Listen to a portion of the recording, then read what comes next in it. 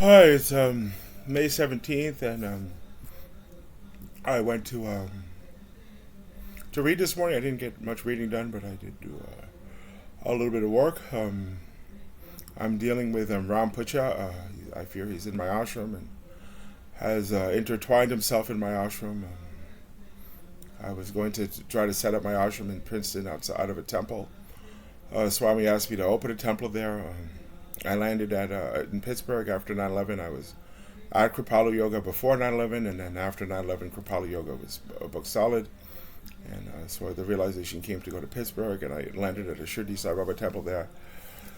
And I did service. I had and the temple was Baba asked Saint Panduranga Rao to open that temple, and I would later see him at Party distributing prasadam. And similarly, Swami asked me to open a temple in Princeton, but they would not help the Puchas with the temple in Princeton. And I fear Ram Pucha now intertwined in my whole ashram.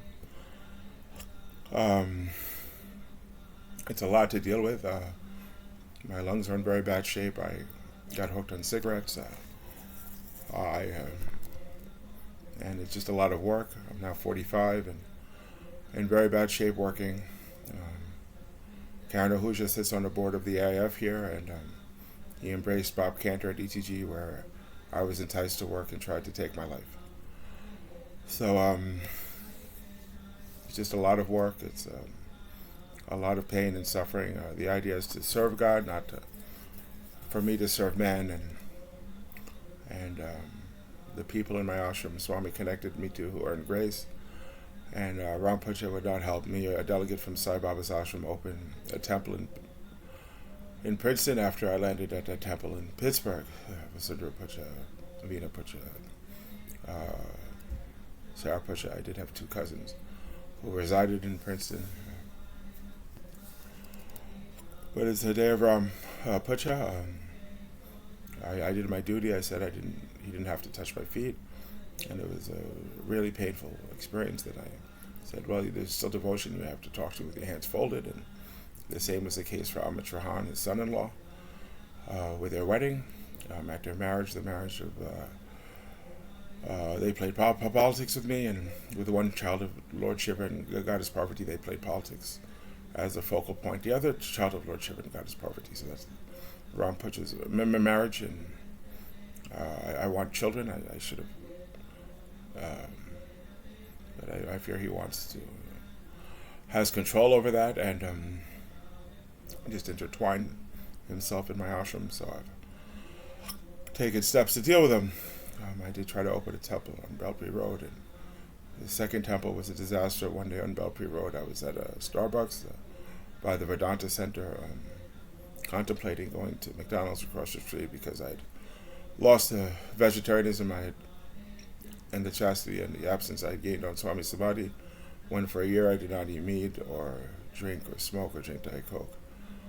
So that's why I was thinking about McDonald's, and Swami's voice said it was okay, and I went in and was served by someone named Sai, and I told him I'm in that establishment at that moment because I just heard Swami's voice in my head, and that's why there are people named Sai. He was named after Shirdi Sai Baba, but I had a temple at that site, and then there was a protocol. I kept saying, please do not arrange interviews without protocol. Do not allow people to come near without protocol. And I thought Ram was. And then 2 days later, my dad went to the hospital with COVID. And I made preparations for him to leave this plane of existence in this life. So it's Ram Pucha, I'm afraid, who's intertwined in my ashram, and I've taken steps to deal with him. I am entitled to 9 points of devotion, and I need a pedicure. So I'm afraid of other people who have intertwined themselves in my ashram without talking to me or putting me into a spiritual place to live.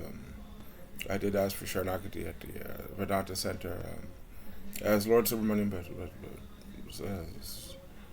was denied. I have filed documents about those two monks there as a delegate from Sai Baba's ashram. There's a therapist I saw. I tried to take my life after entering his office. I don't want to be in his office again.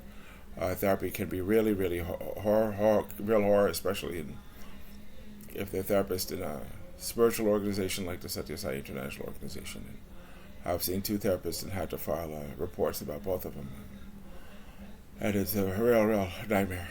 I could use help. I do go to the Psy Center. I went recently. For years I went and nobody would speak to me. I insisted I had these voices and visions I was hearing. It's the state of Hinduism. Karen Ahusha sits on the board of the AIF. And, well, it's tough, so. Yeah, it's tough.